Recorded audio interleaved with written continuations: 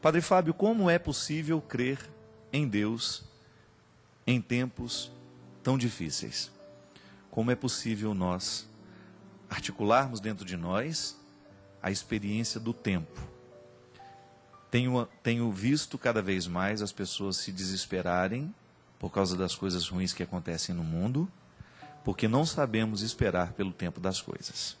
Fale alguma coisa sobre isso. Bem, foi justamente sobre isso, a Márcia de São Paulo, foi sobre isso que a gente começou falando, né, no início do programa. Eu gostaria de dizer que a experiência que nós fazemos do tempo, ela é diferente, cada vez mais diferente. Você não pode negar que a maneira como a sua mãe experimentava o tempo é muito diferente da maneira como você experimenta hoje.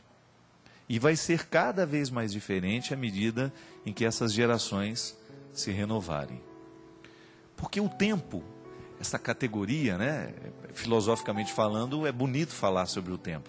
Mas vamos falar sobre este tempo prático, do relógio, da agenda, do compromisso. Nós realmente, você tem razão, nós não sabemos esperar pelo tempo das coisas. Porque nós somos fruto de um tempo, né, de uma época em que as coisas acontecem de maneira muito acelerada. O acontecimento de hoje, ele precisa ser resolvido agora, neste momento. Nós não sabemos mais dormir sobre as questões. É impressionante o quanto que a pressa do nosso dia a dia tomou conta de nós. E gerou um novo jeito de ser gente, né? É engraçado, é interessante perceber a grande mudança antropológica. O ser humano é novo, o ser humano é diferente a cada dia. E essa diferença está diretamente ligada à experiência que nós fazemos do tempo. Antigamente as pessoas tinham mais paciência com as coisas, elas tinham mais... tinham que esperar pelas coisas, né? A gente já deu esse exemplo aqui várias vezes. Hoje você compra uma roupa pronta, você passa, olha na vitrine e leva para casa. Antigamente não. Você já começava falando uns 2 meses antes. Ah, preciso comprar um tecido para fazer um vestido, para a festa do não sei o quê. Não era assim? Aí você comprava o tecido, pensava em qual costureira que ia fazer, procurava o modelo nas revistas. Eu lembro direitinho das minhas irmãs comprando revista para procurar modelo de roupa. Imagina que hoje existe isso, né? Isso é muito raro. Aí depois ia lá, comprava os aviamentos, depois de comprado o tecido, escolhido o modelo, comprava os aviamentos, levava para a costureira. Geralmente a costureira falava, eu vou precisar de uns 20 dias para fazer, que eu estou muito apertada de costura.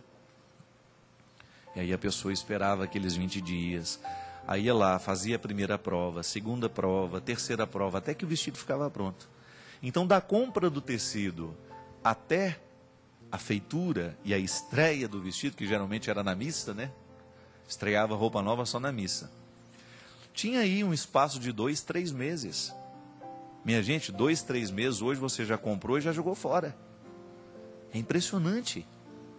Aí, será que tem alguma influência sobre nós essa vida tão apressada? Claro que tem. Então aquela paciência que antes nós tínhamos para esperar pelas coisas, parece que hoje nós não temos mais.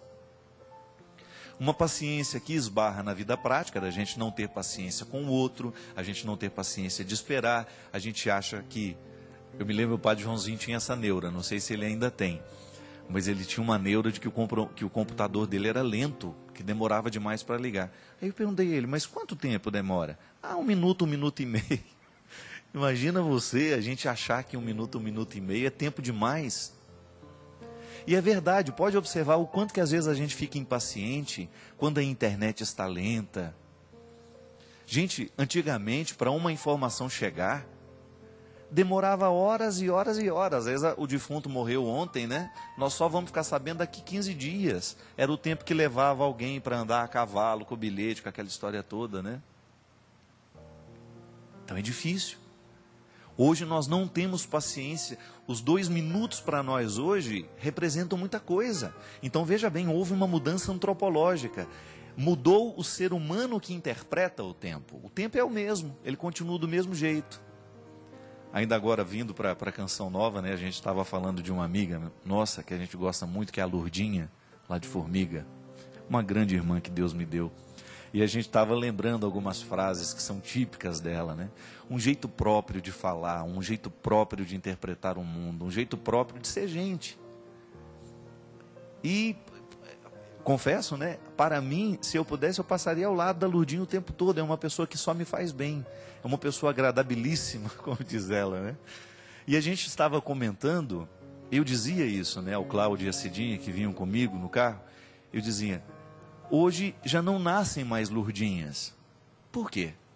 Porque hoje as pessoas são muito diferentes. O olhar específico que a Lourdinha tem do mundo, é difícil encontrar pessoas hoje. Por quê? Porque o ser humano está diferente. E é engraçado porque os meus grandes amigos são sempre mais velhos. Eu tenho grandes amigos, pessoas com as quais eu passo férias, com as quais, né, eu passo o tempo que eu tenho livre. Geralmente são pessoas mais velhas.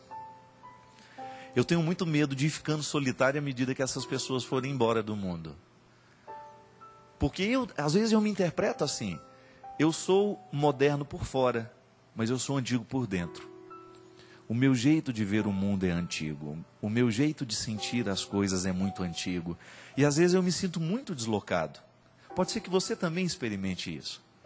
Porque por mais que eu esteja contextualizado na modernidade, né? Por mais que eu esteja contextualizado nessa experiência de tantos deslocamentos, eu ainda sinto o mundo muito devagar. Eu ainda vejo as coisas com calma. E isso às vezes me causa um sofrimento muito grande, porque eu já fui, já voltei, mas não saí do lugar ainda. Então eu já fiz inúmeros deslocamentos, mas a minha alma continua paradinha lá naquele lugar em que alguma coisa de bonito aconteceu ou alguma coisa de triste aconteceu. A dificuldade de ir na mesma rapidez com que vai o meu corpo, né? Por quê? Porque eu sou um homem contemporâneo, ligado a uma série de coisas da modernidade, conectado na internet, conectado nos celulares, mas ao mesmo tempo o meu jeito de sentir o mundo ainda é muito antigo. E esperar pelo tempo das coisas nos dias de hoje é mais penoso, porque nós somos muito rápidos. Então veja bem, volto a dizer, o tempo é o mesmo. O que muda é o ser humano que interpreta o tempo. Então, muitos sofrimentos que nós vivemos estão diretamente ligados à nossa incapacidade de esperar pelo tempo das coisas. Pode observar o quanto que hoje as pessoas têm dificuldade de fazer sacrifício. E eu não estou falando de sacrifício daquele de você se chicotear, de sentir dor, não. Sacrifício que está diretamente ligado às metas que nós precisamos cumprir. Então, digamos que eu tenho que fazer aquela prova, eu tenho que estudar para essa prova. Então eu tenho dificuldade de me aquietar, de estabelecer um tempo para esse preparo, de estudar, de me dedicar ao estudo que vai me capacitar a fazer a prova. Nós queremos já entrar na internet, pegar os resultados da prova pronta, ou então já termos por antecipação quais serão as questões que cairão na prova, para eu me dedicar o mínimo possível. E eu fico muito preocupado, minha gente, porque essa incapacidade de lidar com o tempo, de ter paciência com as coisas, vai gerando um ser humano muito preguiçoso nos dias de hoje. Um ser humano muito pragmático, que quer tudo pronto, né? É por isso que cresceu tanto a venda de livros de autoajuda. Muito embora nós sejamos classificados como autores de autoajuda, eu não acredito nisso. Porque eu não vejo em nenhum livro nosso uma proposta pronta. Leia esse livro e você vai ser feliz. Não, isso não existe. Leia esse livro e quem sabe ele vai ser um instrumental para você tomar as suas decisões, não é? Infelizmente compreendem o livro de autoajuda como um livro de receitas prontas, e não é bem assim. Nós precisamos refletir, nós precisamos pensar sobre os nossos problemas e agir, e viver o sacrifício que tiver que viver, e esperar pelo tempo que tiver que esperar, para a gente não colher o fruto verde. Quem tem muita pressa, come cru, não é a verdade? Não tem o ditado popular? Ou então a gente colhe o fruto antes da hora, porque a gente não teve paciência de esperar. Então, minha filha, crer em Deus em tempo de tantas tragédias, em que a gente é convidado a dar respostas muito prontas, vai ser sempre um desafio, porque Deus não tem pressa. Muitas vezes é a própria vida que vai nos ensinar. A resposta que você queria exigir de Deus há 20 anos atrás, talvez você só vai tê-la hoje. Por quê? Porque você precisou passar por um processo de construção dessa resposta. Deus não é um pai que fica adulando os filhos, dando a eles os doces na hora que eles querem. Deus quer que a gente verdadeiramente chegue ao lugar que a gente precisa chegar. Ele nos dá a graça, mas a gente precisa fazer o esforço da caminhada.